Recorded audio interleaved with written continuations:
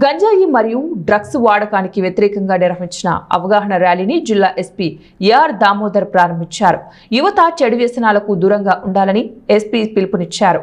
ఈ సందర్భంగా జిల్లా ఎస్పీ మాట్లాడుతూ గంజాయి వాడకం, అమ్మకం చట్టవిరుద్ధమని, దానివల్ల భవిష్యత్తు నాశనం, కుటుంబ సమస్యలు ఏర్పడతాయని ప్రజలకు వివరించారు.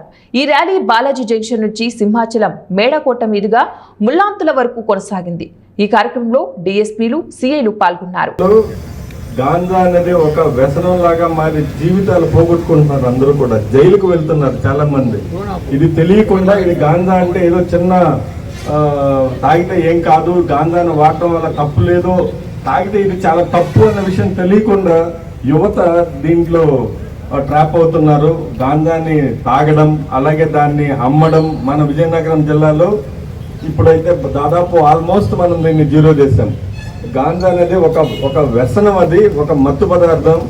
దాన్ని తాగినా, చూసినా చివరికి జైలుకు వెళ్తారు, జీవితాలు నాశనం అవుతాయి, ఆ కుటుంబం రోడ్ల మీద పడుతుంది. దాదాపు 20 సంవత్సరాల జైలు శిక్ష ఉంది దీంట్లో. ఎక్కువ క్వాంటిటీగా నమ్మితే వాళ్ళకి ఉరి శిక్ష కూడా ఉంది దీంట్లో. అంత భయంకరమైనటువంటి విషయం ఇది. దీన్ని యూత్ ఉన్నారు, మీరు రాబోయే రోజుల్లో మీరే ఈ విజయనగరానికి, అలాగే మన ఆంధ్రప్రదేశ్కి, భారతదేశానికి ఒక పిల్లర్స్ లాంటి వాళ్ళు యువత.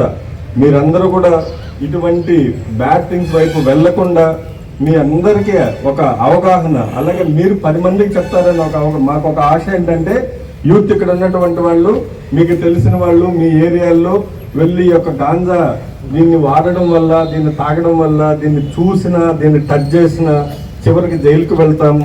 ఈ విధంగా ఎస్పీ గారు చెప్పారు. పోలీసులు ఈరోజు దీని గురించి మన సైకిల్ అభ్యుదయం అనే ఒక సైకిల్ ర్యాలీ మనం కండక్ట్ చేసుకోవడం జరిగింది. ప్రజలకంతా కూడా ఒక అవగాహన. తెలీదు గాంజా అంటే ఏంటో తెలీదు, దాన్ని తాగితే జైలుకు వెళ్తారు, దానివల్ల హెల్త్ ఇష్యూస్ వస్తాయి, అలాగే కుటుంబంలో ఎన్నో ప్రాబ్లమ్స్ వస్తాయి, అలాగే వాళ్ళకి ఎడ్యుకేషన్, జాబు అన్నీ ఇంకేమీ రాదు ఒక్కసారి జైలుకు వెళ్తే. దీని గురించి తెలియజేయాలనే ఉద్దేశంతో ఒక సైకిల్ యాత్ర మేము స్టార్ట్ చేశాం. మన డిఐజీ గారు వైజాగ్లో, మనకు పాయకరావుపేటలో గత 2 నెలల క్రితం స్టార్ట్ చేసి ఈ రోజు ఇచ్చాపురంలో దాన్ని మనం ముగింపు చేసుకుంటున్నాం. మధ్య దారిలో దాదాపు 1000 కిలోమీటర్ల దాకా, అంటే పాయకరావుపేటలో స్టార్ట్ అయ్యి అలాగే అన్ని గ్రామాలని చుట్టుకుంటూ వాళ్ళు విజయనగరం కూడా వచ్చారు. మీకు కూడా కొంతమందికి ఐడియా ఉండొచ్చు, విజయనగరంలో కూడా మనం ఒక పెద్ద ప్రోగ్రామ్ కూడా చేశాం. యూత్నంతా పిలిచాం, కొన్ని కాలేజ్ స్టూడెంట్స్ని పిలిచాం, అలాగే అన్ని వీధుల్లో కూడా ఒక అవగాహన. గాంజా వల్ల ప్రతి స్కూల్కి, దారిలో ఉన్నటువంటి స్కూల్స్కి, కాలేజెస్కి వెళ్తూ మధ్యలో వాళ్ళకి